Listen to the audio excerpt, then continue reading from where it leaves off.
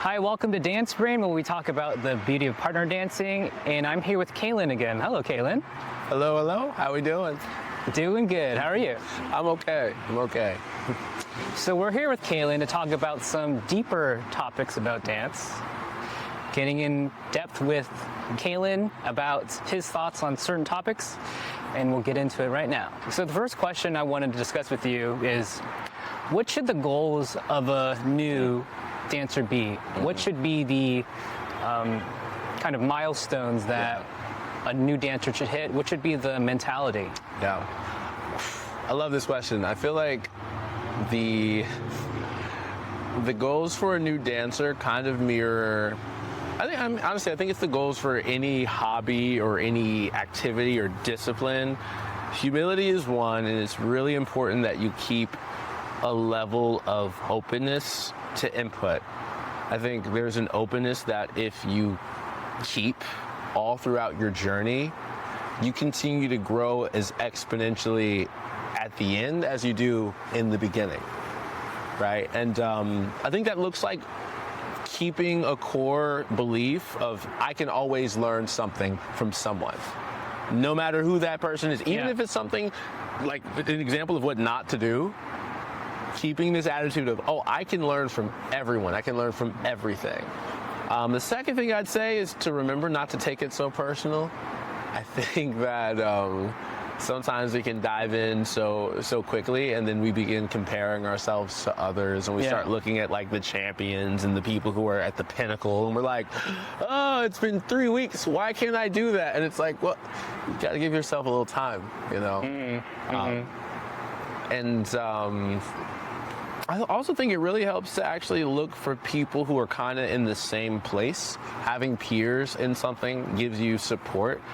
Social dance is beautiful because you kind of get peers as you do it. Like you can kind of acquire people as you do the thing who are also in the same pocket. You know, you go to class and there are these other people in the class who are, you know, learning and eager and excited, and you get to buddy up with those people and, hey, you want to practice sometime? Do you want to work on this thing that we went over? Or, you go to a social and you begin to interact.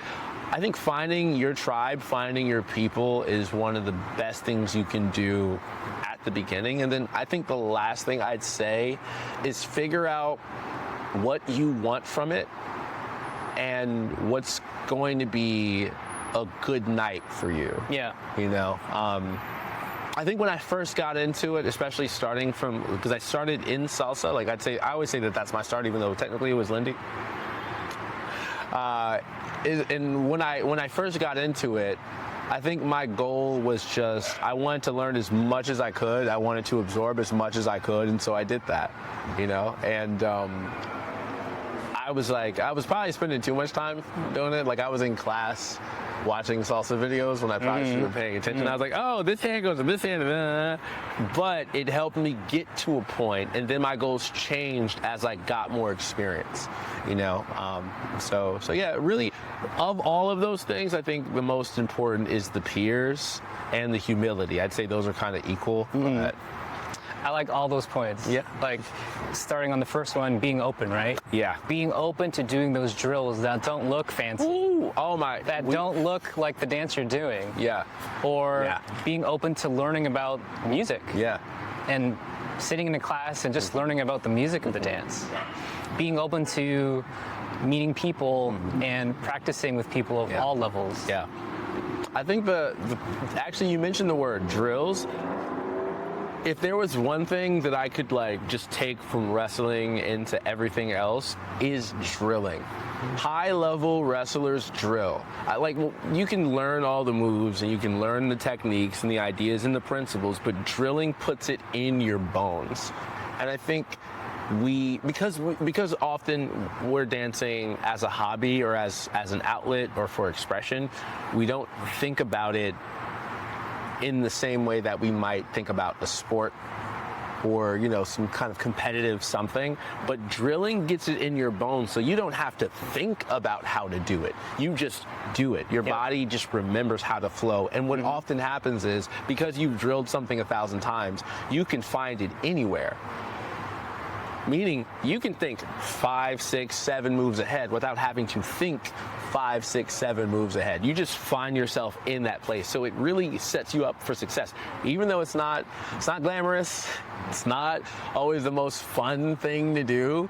1,000 times making sure your technique is intentionally correct. Maybe not 1,000, right? But like intentionally making the time to do the thing right, and not doing it so you can do it right, but doing it so you can't get it wrong. That's the shift. Mm-hmm. That's the little, like, when you really get to the top, like, and you want to get past the level of good into great, that's one of those difference makers. Unless you're a genius level dancer from birth, 99% of all professionals are drilling something. Absolutely. They're dancing in the supermarket, looking at themselves in the mirror while they're getting ready to work and looking at themselves in the mirror. They're doing that move or that stretch that allows them to do the dance move on the dance floor. You're balancing on one foot and you're like, okay, I need to be here, my core, and where's my axis? You're asking those questions. But also you're getting back to music, you're listening to music and drilling the principles, the foundations, the rhythms of the musical style. You're listening to music constantly probably as well. So being open to drills and doing the little things that don't feel glamorous at the beginning, that's a great mindset to have. And then to add on to your other point, let's add. Not taking things personally, right? So if that teacher is coming up to you and saying, oh, you're not doing this correctly, do this, or they may seem a little mean about it, or they're not necessarily the most friendly. Remember, these people want your money. They want you to come back. They want you to be good too, but they want you to come back because it's a business for some people. So think of it as, I'm going to get better, and this expert is telling me ways to get better. It's in their best interest to get me better. One of the other things I'll add to that is when I'm coaching, often the kids that... And what do you coach again? Coach wrestling. And often the kids that want to get better, they will seek out correction. They will ask, hey coach, how do I do this better? Can I improve this? Am I doing this right? Or if they're lost, rather than just kind of maybe BSing it, they'll say, coach, I'm not getting it. I don't know what I'm missing. And usually it's like one little tweak or something here. They fix it and then, boom, we're right back in business. But if a teacher, instructor, whatever is pointing something out, especially in class, I think it's a lot more helpful to look at that as them investing in you rather than them attacking you, right? Because it's not a measure of if you're good enough, or they're kind of trying to pick on you or tear you down.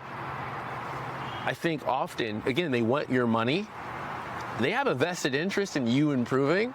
And you liking your experience. Right? Like if you come back, that's more money in their pocket, So them pointing something out, and I think some teachers could do a better job of how they do it, right? You could be more gracious in how you do it. But the fact is that if they are pointing something out, that's an opportunity for you to then improve and to switch and to change that and to grow that. So not taking it personal, not taking it as an attack or an affront, seems like a small thing, but often ego becomes an object to learning. What I find is ego becomes an object to learning more often than, the teacher's this or the that, or it's usually something in us that blocks us from here, and we don't respond then to what we're given. Being curious about what you don't know and being curious to improve. Oh man. It is essential in dance. And the more you're curious, the more you'll learn. See, now we're going. So dance is life, you're saying? I'm saying dance is life. It is.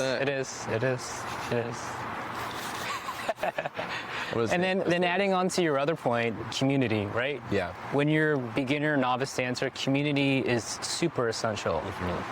Finding a community, building a community together, taking classes with the same people, and giving each other motivation, giving each other tips. being there for each other when you're struggling, like, I'm not getting this. Well, come, let's drill this, let's figure it out. Finding the people who are on the journey with you is essential to becoming a better dancer. Yeah. And not only like receiving information from the community, but adding onto it as well. 100%. Community is everything. It is. I mean, it's a social thing. Like, we wouldn't have dance if we took away people, you know? So community is a non-negotiable. Part of that, I think, is being the kind of person in that community that you want others to be for you. You know, you can't expect to live in a village if you're not also being a villager. Yeah, can't just take, gotta give too. Gotta give. Gotta give.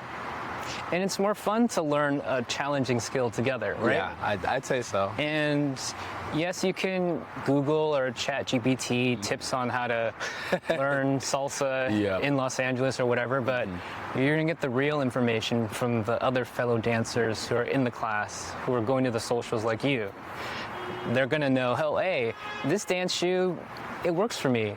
We should get this one because of these reasons, versus just relying on the internet to give you the answer. Yeah. So those are really amazing tips for the newbie dancers.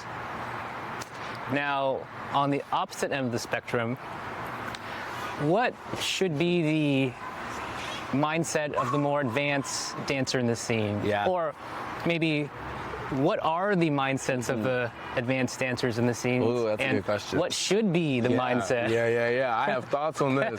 I'll try to keep it non-spicy though. You know. But I think there's a mirror and a parallel to the lessons at the beginning, at the end.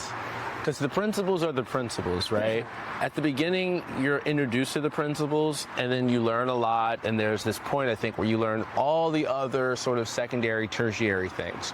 But then when you get to the end of that journey towards fluency, towards mastery, the same principles at the beginning are the same things that you have to, I think, be even more intentional about. I think community is super important. I notice a lot of burnout, I think, and I'd also say something like, something kind of like apathy, maybe. I think there's a point where you kind of do it, and it's easy to get numb to it. It's easy to forget why you fell in love with it in the first place, because you have all these other things that you've done, and then it's almost like you've tasted so many different flavors and so many different types of cuisines and foods that then you're like, you're just sort of disinterested in eating.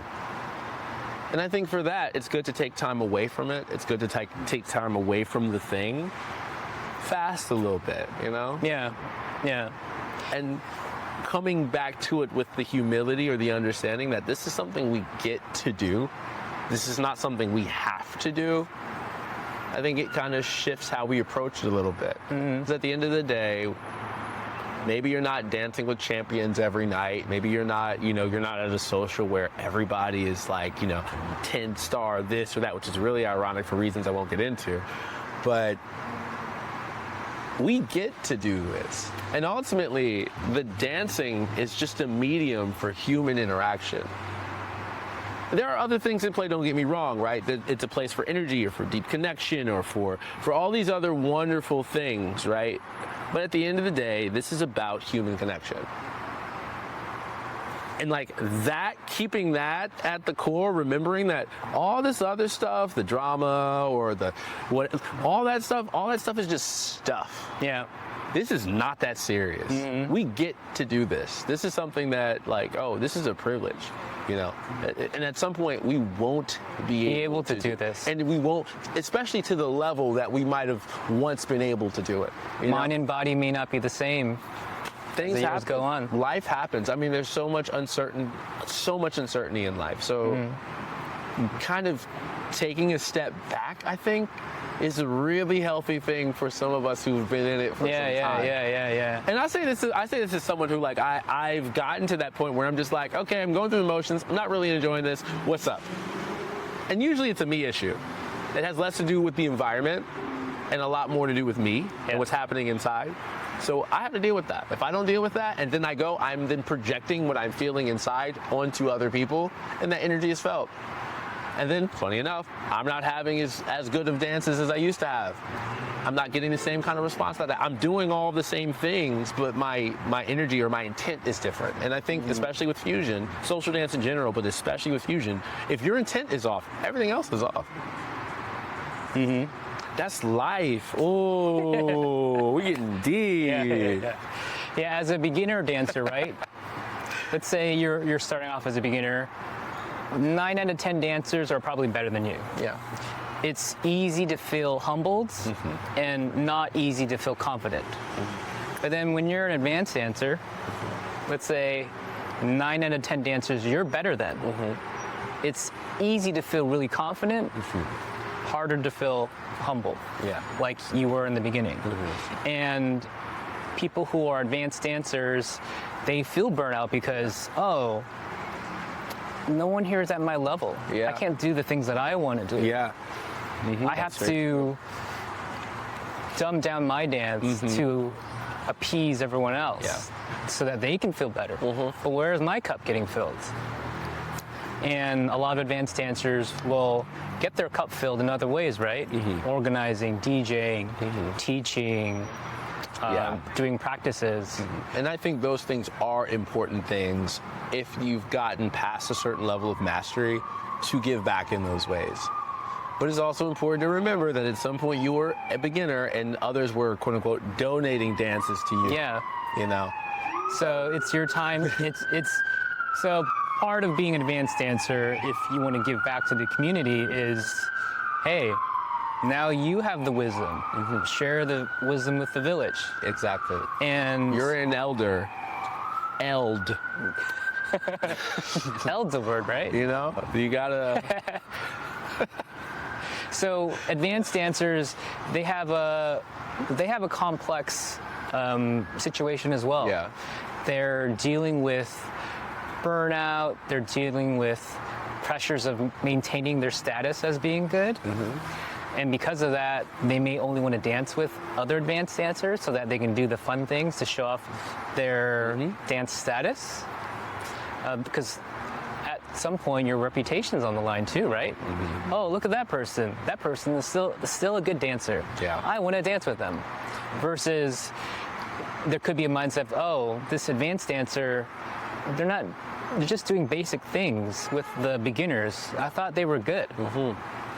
So there's a lot of pressure for advanced dancers in terms of internal pressure to find the ways to get their cups filled without being too selfish and being all about me, but also giving back.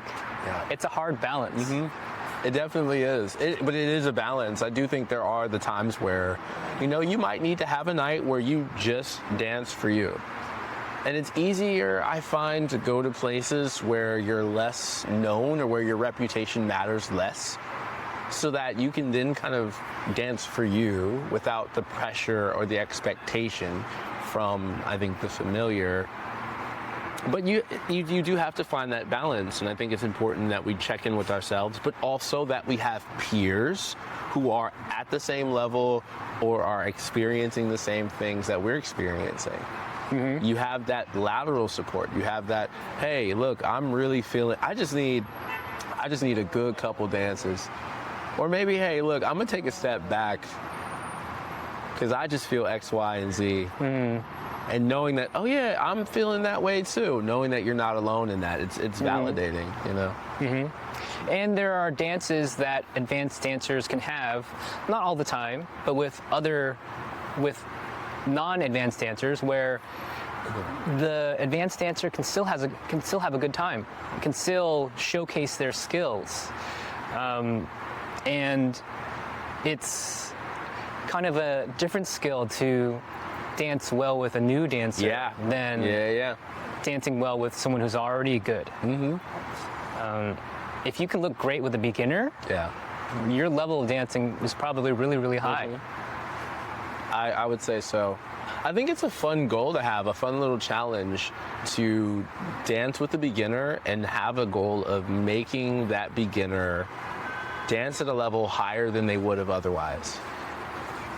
How you do that, it's up to you. But how could you get them to do things or to move in a way where they didn't know they had that in them? Mm-hmm. How do you inspire someone in the moment? You get the best out of that beginner. Exactly that. Mm-hmm. You know, and I think that that's been a goal, even as I coach, that's something that I've kind of carried as an internal goal. How do I make something not just so plain, but so digestible that someone who otherwise would not be able to perform at this level is able to get it and do it again and again, where they can have flashes of greatness, flashes where they're stepping above the level that they are at. They only know this much, yet they're operating and putting things together here. Mm-hmm. You know, it's fun. I'm saying like that. Yeah. That's all. When you see it and you see them make the connections. So it seems like overall our thoughts are, as an advanced dancer, hopefully you can get your cup filled giving back. Yeah. Now, everyone isn't going to like that answer. That's true. They might not. Too bad.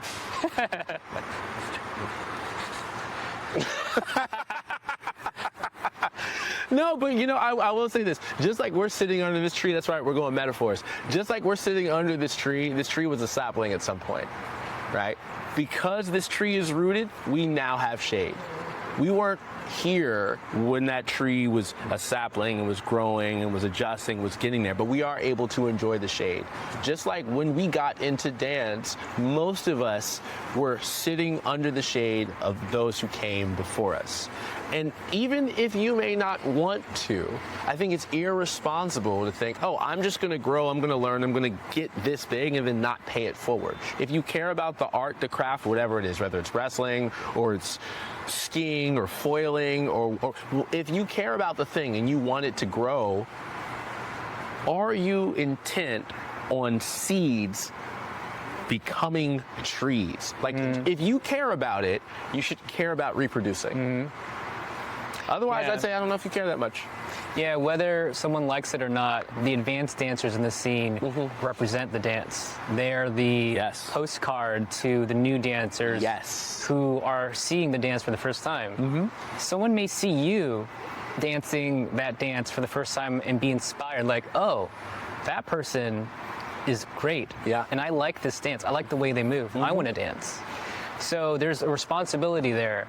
But at the same time, we're not saying just dance with beginners all the time. Yeah. Definitely dance with people your level or your higher as well. Mix it up. Mix it up, practice.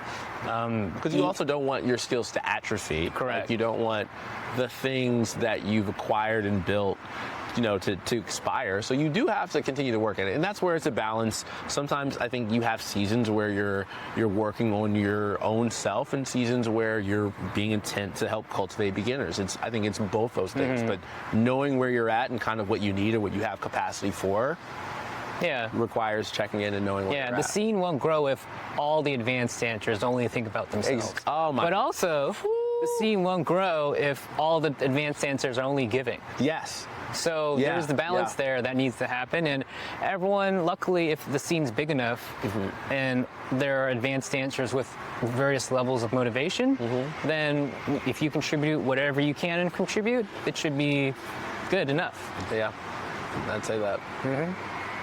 So advanced dancers out there, it's complicated, but it's a little complicated. It's beneficial for the scene to give back when you can. Yeah, no, I'd say that. Yeah. So flipping gears a bit, two other questions I wanted to get into that can be a little deep. Yeah. So Kalann, what is your? No, I love it. Let's go. I love where this question is going to go. Let's go. What's your definition of a good dancer? And what's your definition of a good dance? Man, I love Partner this question. dance. Yeah.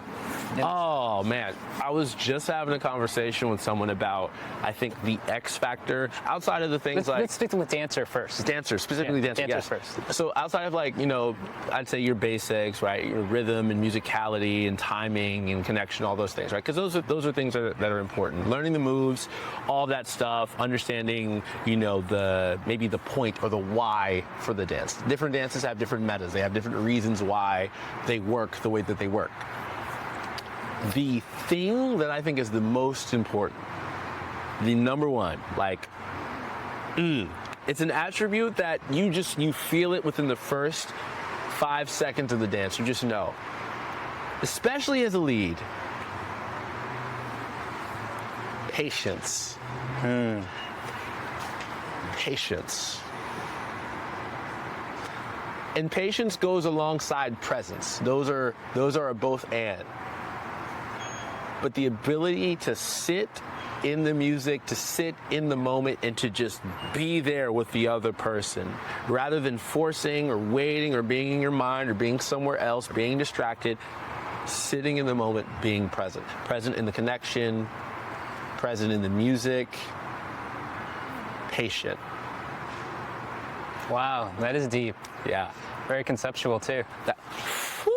I'm saying, when you dance with someone, and maybe I'll get into it a little bit so that it can, it kind of makes a little more sense. When you dance with someone who is just there in that moment, it feels like, as a lead, I'll say, because for the most part, I tend to lead. I'm typically leading, but I'm also getting a little follow in there too. I switch. Woo. Is knowing that the other person is okay with where we are and is going to follow and is going to receive and be interested in listening, and then also in responding to, makes me feel like I can access so much more of my language and so much more depth in the song. And often what'll happen is, at the end,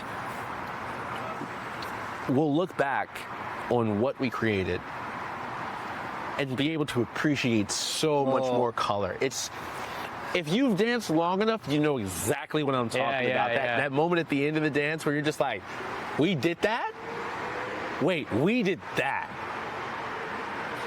And often I think what happens is there's a lot of anxiety, I think, both in leading and following, where as a lead, especially in salsa, there's often so much that's happening. And I think there's kind of this meta expectation of, I have to have another move, another move, another move, another move. And it has to be cooler than the next. I have to go from this thing to this thing to this thing to that thing. And I think, especially from a beginner, when you're watching advanced dancers, often it looks like they just have so many things in their repertoire. And when you become intermediate, I think you can kind of like feel a little cocky. You feel like, yeah, I learned a couple things, I know a couple things. So then you start spamming those things on top of each other. But often what's happening with advanced dancers is, even though it looks on the outside like it's a lot, it's slight variations of the same thing. Because they're having a controlled, concise conversation. It looks wow, because they're styling and they're adding things to it that may make it feel like it's bigger than it actually is. But it's that patience, knowing that, oh, we are right here with each other, that makes it special. And I think from what I've heard from follows is that when they have a lead who's present, who's actually there with them, not dancing past them, not using them as a tool, they feel valued, they feel appreciated, they feel seen, and often they can then bring what they have in them to the dance. And that's what makes it beautiful. That's what makes it special. The patience leads to presence. Yes. And the presence allows the other person to feel present too. Bring it home. Let's go. So that they feel the comfort and freedom to express themselves. Yeah. I love that. Yeah. I love how your answer is very philosophical and conceptual. I talk about this too much. That's why. My answer is a little bit more technical and simple, but there's we an need that umbrella too. under this. That's valuable. So for me, a good dancer has command of what to do and when to do it. So what does that mean? What to do? Well, those are the moves, those are the concepts, those are the foundations. And you don't need to have a lot of them, but they have command of the dances, of the dance moves that they know. Yeah. And then when to do it is musicality. A good dancer hopefully knows how to dance on the beat. Yeah. Or knows the structures of songs and can find the hit or the moment when the beat drops to do a special flair or something. Yeah. So basically having command of what to do, the movements within the dance, but also when to do it. Yeah. If you have both of those things, I think you're a good dancer. You can convey and express yourself to any type of dance, any type of partner, and feel comfortable in what you're doing. Yeah. I think that's good. Especially knowing where or when in the music to implement a certain idea. Like, why are we doing a dip on the 2? That's weird. Yeah. Let's wait maybe to the 4 or the 8 or the 16 or the 32. Like, let's build it up. Yeah. Boom, and then let it drop. And part of that is when to be patient, when to pause, when to listen, when to give the other person space. That's another skill too. Yeah. So that's a overview of what makes a good dancer. Yeah. What makes a good dance between 2 people? I'm gonna say patience but no. I think the things that make a good dance are very similar to what makes a good dancer, but I actually do think that you're right on the money with knowing what to do and knowing when to do it. I think there needs to be a marriage between the music and the partnership. Those are the 2 most important things, timing and tension. Timing is your relationship to music, and music is happening in space. Sorry, music is happening in time, my fault. Music is happening in time, but we are dancing in space. The connection, the tension between yourself and the other person, whether it's a lot of tension or a little tension, that's the connection. You have those 2 things, the timing and the tension, you're connected to the music, the other person, and then you are able to express. Yeah. You have those 2 things, but then built on top of those 2 things, that's the moves that you use, or the sequences, or the concepts that you play with, the ideas, all of those kind of things, right? And I think it isn't always about more. I think it's really about enough. Because too much is too much. Too much feels overwhelming, which it changes depending on the dance, depending on the song, the person, all those kind of things play into that, right? But not enough feels lacking, Finding that middle ground. We know what when you have a good bowl of soup, and the soup is Not just too so hot, good, right? It's not too hot. cold. It's not too cold. Just right. It's not too much. Not too much. It's not too little. It's enough to be satisfied, I think it looks like having enough to fill 2/3 of the song. You don't need to you don't need to hit every single thing in the music. Yeah. The basic exists for a reason, and you can riff off the basic. I think I heard someone say that if you can't dance an entire song with just the basics, and have a good dance with just the basics, you haven't learned enough yet. I don't know if I agree with that, but I think there's a point to be made that the basic exists for a reason. So when we talk about like what makes a good dance, again, other than the things, musicality and vocab and all, having a command of the music, understanding where you are in time, having enough tension, I do think it's knowing how to bring enough to the song and enough to the moment, and let enough be enough. It's like eating. You don't want to eat so your stomach's 100% full. Yeah. You want to eat 70%. 70 is good. 75, okay. We're okay, we're all right. 65, right? 70 is nice. It's a nice, comfortable place to be. Yeah. I love your answer for this one. It's very visual. For me, a good partner dance, I'll kind of use the same verbiage that I did in my previous answer.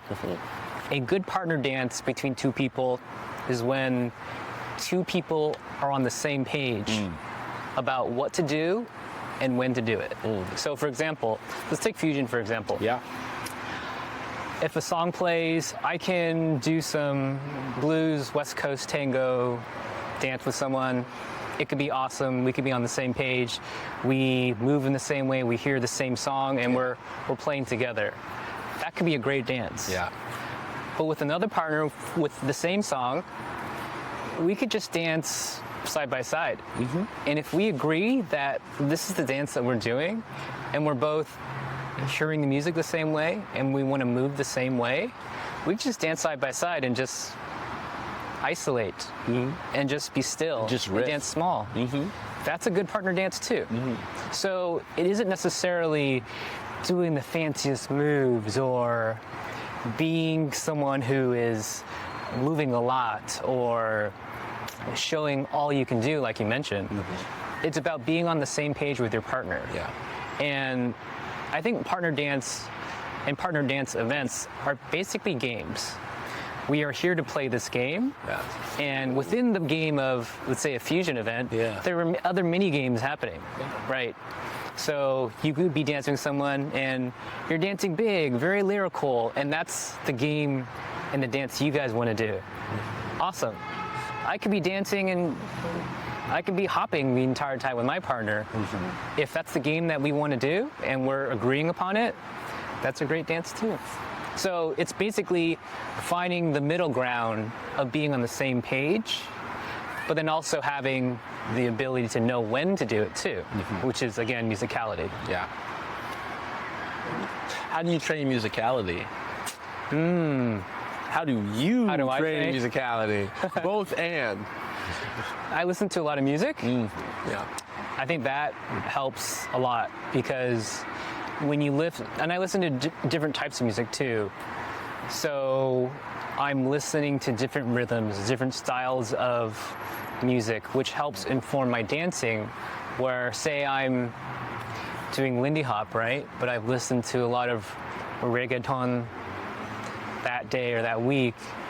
Well, maybe I can do a move that I know, but in a different way, because this song is in my head, echoing and talking to me. So I can try the same move I know, but in a different way. So for me, I listen to a lot of music, and that gets me inspired because it makes me want to move a certain way and move differently. So I think the more music you listen to and the more variety of music you listen to, the more variety and movements that you'll have inside of you ready. The more language you have access. Yeah, that's good. What about you? I mean, I listen to a lot of music as well. I try to intentionally put things that may or may not fit together and see like where, like the other day I was listening to Paramore, and I was like, how could I dance salsa to this? That's not like, that's not the timing, but I'm like, how could I do that? Or how could I have bachata to a pop punk song? What would that look like? And sometimes trying to find places where things maybe shouldn't be together, but they could. How do you make it work where it's a flavor that, because I think another thing that I'd add to the sort of advanced dancer question, like when you've been doing it for so long, how do you keep it interesting? If you like novelty, well, how do you keep it interesting for yourself? I think you try to find different new combinations of things that otherwise, you would not have thought to put together. And that's one of them. It's like, how you could dance to this. There was a class that actually super recently that I taught on rhythm, and one of the exercises that I had the class do is we listened to a song, and I just had them walk. Before they moved their feet, they had to move their head, then their shoulders, then their hips, and then they could walk. They had to feel it, then they could walk. And the first time they heard the song, they all kind of moved the same way. Everyone was moving to the same rhythm. It had a very loud or clear beat. Then I introduced this concept of fruits, and we won't get into that. If you know, you know. But nobody else is taught using this. So if I see someone doing it, I'm like, I know you. What type of fruit? I know. Just so, okay. Keep that secret. That's proprietary blend. You feel me? I can't give it all away for free. But with it, it was just using the concept of like different fruits as a way to embody a different kind of movement, right? So a pear is a single weight shift. Banana, that's a triple, right? Banana, 3 even steps. But without getting in our heads about counting. Feeling, not counting. And using that to translate different rhythms. We then listen to the same song. Starting with our head, then our shoulders, then our hips, then we can move. Every person there move to different parts of the song. And what I loved is the feedback after, where they commented on how they heard layers to the song they hadn't heard before. The arrangement of different instruments in the music. So my long answer, that is the short answer, is that listening intently to different music and listening through those different layers of, what if I tried this, or could I do this, or could I move this way? Intent and curiosity, I think that's how you kind of keep it fresh. That's how you find different pockets, you know? And to add on keeping it fresh is cross-training, right? So cross-training. It's learning a new dance. Say you're an advanced dancer in one dance, you can learn another dance that will help you find new ways to move and new sensibilities into your musical palette. But also, there's millions, billions of songs under one dance umbrella. So say you only want to do salsa. Yeah. Listen to all types of salsa music, not just the ones that are played at the clubs, or the popular ones. Find hidden ones, ones from the past, songs that are created yesterday. Yeah, super, super new. So there's different ways to stretch yourself, but I think to boost your musicality, at the end of the day, it's listening to music and listening to all types of music. Yeah. And being more musical will help you be a better dancer. Oh, yeah. I think another thing that in partner dancing specifically that I think we don't always highlight is cross-training, yes, but specifically training solo dances that don't involve a partner. Because I think we're leaving money on the table when we don't also actively look for inspiration from solo dances. Hip hop, ballet, jazz, contemporary, tap. I mean, there's so much. And I think those dances get you kind of comfortable with moving yourself in a different way. And even though you may not always see how house maybe applies to your West Coast swing, dancing it allows you to unlock different ways of relating to the music and relating to yourself, which influences and can influence how you relate to others. Ooh. So there's levels to it. Say that again. If you can remember. That was like a tongue twister. But, Just say that last part again. The last part. Essentially, like, you know, you learn how to dance to different things. You relate to yourself differently, and relating to yourself differently, relating to the music differently helps you relate to others differently. You know, you see more, and you see through different lenses that you maybe haven't seen before just because you hadn't needed to. Yeah, if you're that salsa dancer and then you start training in ballet, and you come back to salsa, you'll have a different perspective. So cross-training is important for people to level up if they want to. And last thing I'll say about musicality is sometimes when a song's playing, I will think of myself as part of the band. Ooh, so say there's a trumpet or a singer and drums and a bass playing. I can move in a way where I say to myself, what if I was part of the band? How would I complement the other instruments? And say I know the song very, very well. I know when the chorus is happening. I know how long the song is. I know the energy of the song.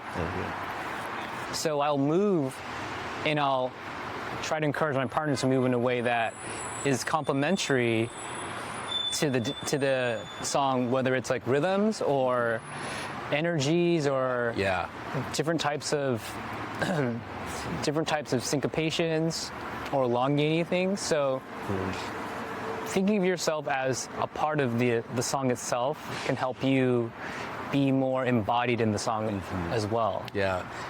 I imagine that could help with, especially if you're a beginner or you find yourself maybe getting in your head a lot, right? Like getting in your head, getting in your self-conscious bag. Am I doing this right? Am I doing enough? And if you switch, maybe a little bit of that kind of role playing, that can kind of put you in a place where you're no longer operating out of, am I doing enough? Am I good enough? But how do I complement the song? How do I complement my partner? How do I accent or highlight this part?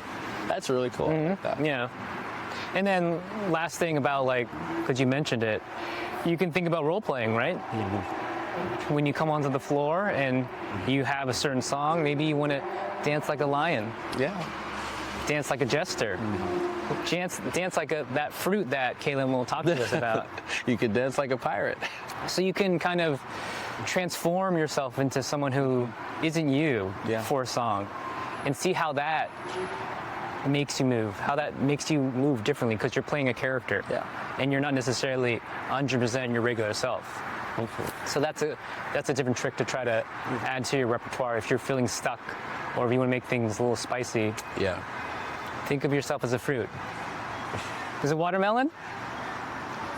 You don't have to say it. You don't That's have to a say crazy thing to say. it. I love watermelon. It came to my head, so that's why I said it. It's my favorite fruit. Yeah. It's pretty good. Do you dance like a certain character or fruit or animal? I dance like me, man. I am a fruit and a character all of my own, according to my mom.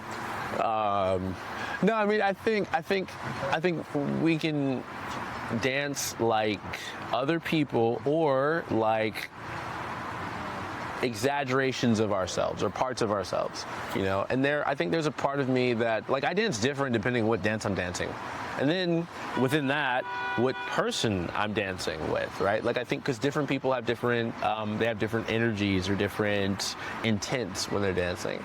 So in the same way that, like, you and I are having a conversation and we're talking about dance and we're talking about these things, and there's a certain energy between us as we're talking. It's fun, it's jovial. We're in that. But if we were talking about something that was serious or was heavy, or we're different people, the dynamic is going to be different. And I think the parts of us that relate to other people, to some degree, are parts of them in us. It seems like a lot, but like, the part that connects you and I may not be the part that connects me and someone else. Yeah. So I dance different, not because I'm being different or I'm not being myself, but because it's just, there's a different part of me it's that still relates to you, them. but dancing with me or dancing with someone else unlocks or encourages a different style, because you may know me as a watermelon and you're a lion.